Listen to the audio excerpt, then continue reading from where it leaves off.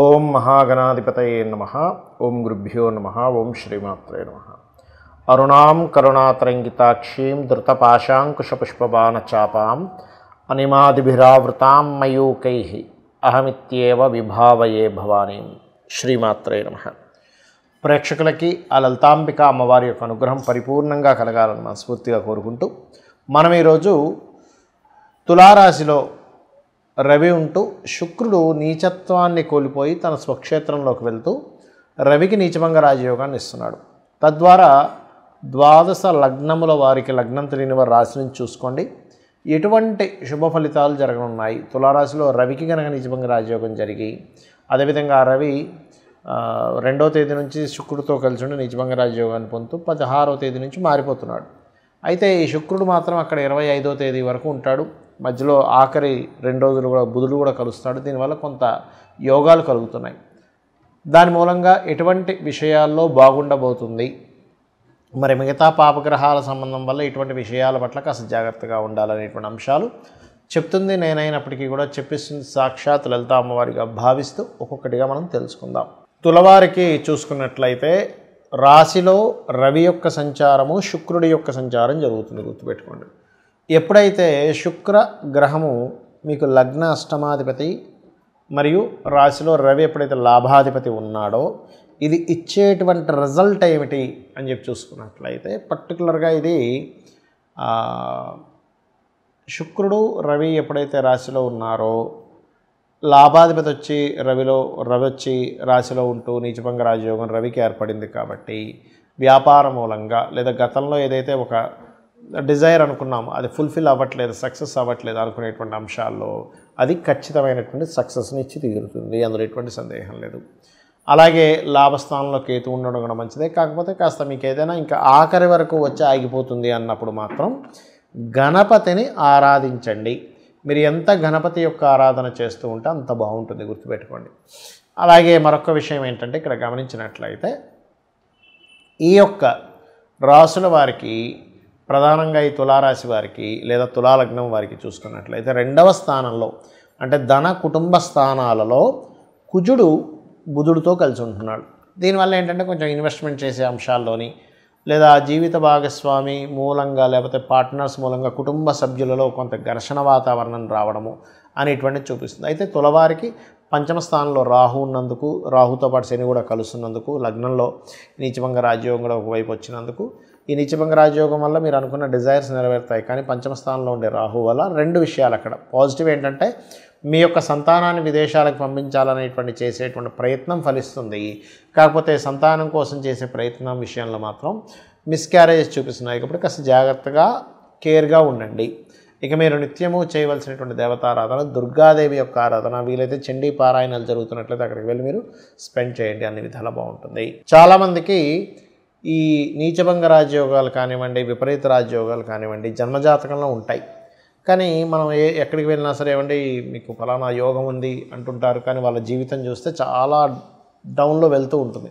అర్థం కాదు ఏమిటంటే ఇది ఉందన్నారు కానీ నాకు చూస్తేనేమో పెద్దగా ఏమి కలవట్లేదు, అంతంత మాత్రంగా ఏదో ఉద్యోగం చేస్తున్నాను, ఎప్పుడు ఫైనాన్షియల్గా ఇబ్బంది పడుతున్నా అంటూ ఉంటారు. ఇక్కడ ఏంటంటే మీరు అర్థం చేసుకోవాల్సింది ఒక యోగము అది గోచారంలో ఏర్పడేటువంటిది తాత్కాలికంగా వచ్చిపోతుంది. కానీ మన జన్మజాతకంలో ఒక గొప్ప యోగం ఉంది అని అన్నప్పుడు ఆ యొక్క యోగము పాపకత్తెరలో ఉందా శుభకత్తెరలో ఉందా గుర్తుపెట్టుకోవాలి. అలాగే ఆ యోగాన్ని కలిగించేటువంటి గ్రహాలు ఎటువంటి ఫలితాలను ఇవ్వడానికి ఉన్నాయి అంటే ఎలా అంటే ఇప్పుడు ఉదాహరణకి ఒక వ్యక్తికి ప్రాపర్టీ మూలంగా ధనం కలిసి వచ్చేటువంటి యోగం ఉంది.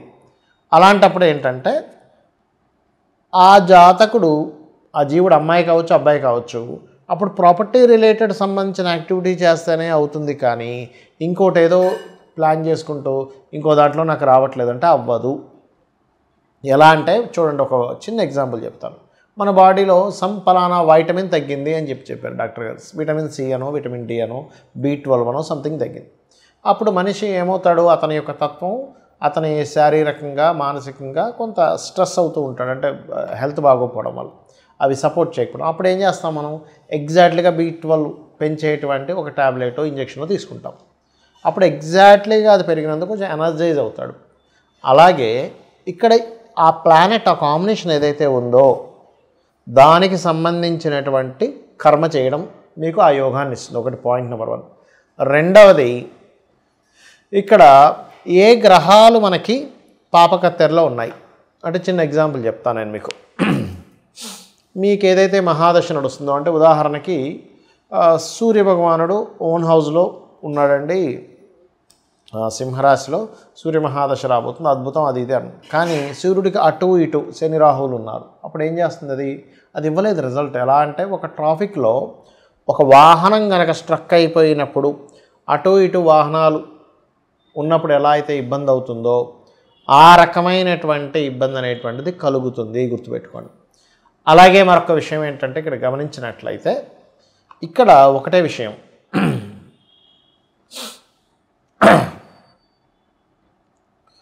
ఇక్కడ ఏంటంటే మీకు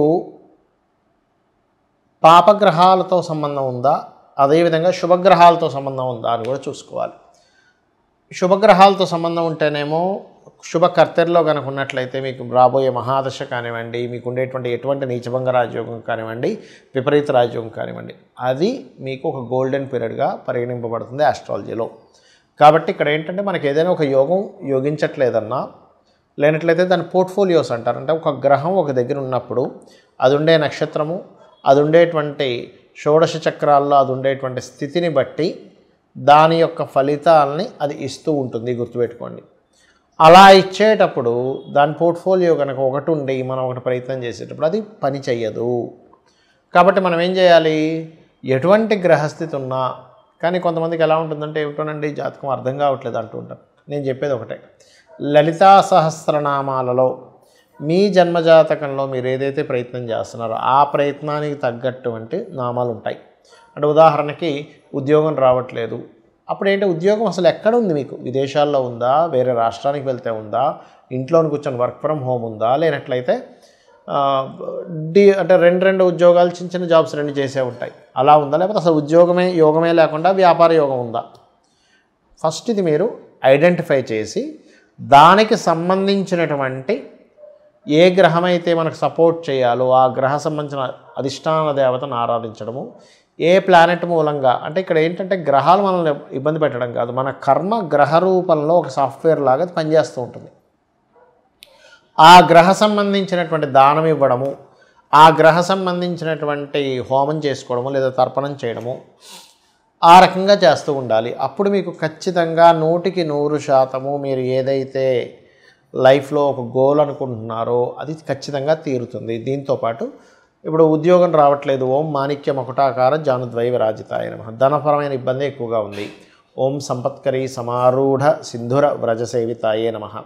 లేదు అనారోగ్య సమస్యలు ఇబ్బంది పడుతున్నారు, ఆరోగ్యం బాగుండట్లేదు, అలాంటప్పుడు ఓం సర్వవ్యాధి ప్రశమని సర్వమృత్యు నివారిణి అగ్రగణ్య అచింత్య రూప కలికల్మషనాశిని నమః.